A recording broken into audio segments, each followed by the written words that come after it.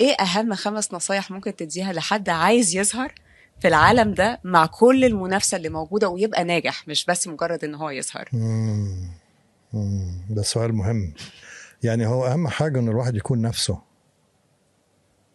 يعني اي حد ناجح عارفينه مهم. ما بيقلدش حد تاني، يحاول حقيقي يكون جدا. نفسه، يبص في المراية يقول انا ايه، وما يدورش على انه يبقى عنده مليون فولور، وينسى كلمة انفلونسر. ده يعني ايه حد حقيقي. يقول على نفسه انا لو انه حد يدي لنفسه انا اللقب مؤثر؟ ده ايوه. يعني لا.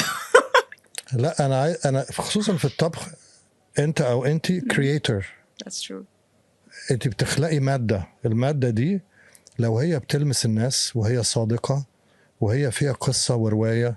يعني انا هقول لك حاجة، انا لو بعمل بكرة حاجة هقول انا مش عارف اعمل شوربة الفراخ بتاعت تيتا الله يرحمها، ما حدش في العيلة عارف يعملها، شوربة فراخ، بس كانت بتحط فيها حاجة. هل كانت بتحط فيها اسمه ايه، مسمار بيسموه ايه اللي هو الحبهان قرنفل، ولا قرنفل. القرنفل؟ اوكي. كانت بتحط مثلا ليها طريقة، او يمكن الفرن بتاعها، او يمكن الطبق اللي كان بتقدم فيه، ما نعرفش.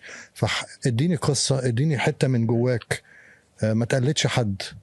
آم، وبعدين لو هتصور احترم المهنة بتاعت التصوير، اشتري إضاءة، اعرف الفرق بين دايلايت وتانكستن والحاجات، في اساسيات.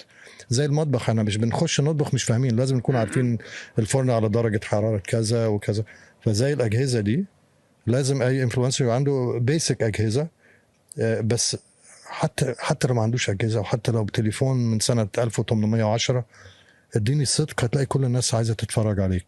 وما تدورش على عدد فولورز، دور على انجيجمنت. يعني اي حد بيسمع ده وعايز يفهم لازم يخش النهارده يدرس يعني ايه engagement rate. لو انت عايز في الاخر توصل ده. الناس المعلنين يعلنوا معاك، او اي حد بيقيمك، ما بيبصوش على الفولورز، بيبصوا على الانجيجمنت ريت، اللي هي التفاعل اللي حصل ما م-م. بين عدد الفولورز وعدد الكومنتس واللايكس. في فورمولا كده.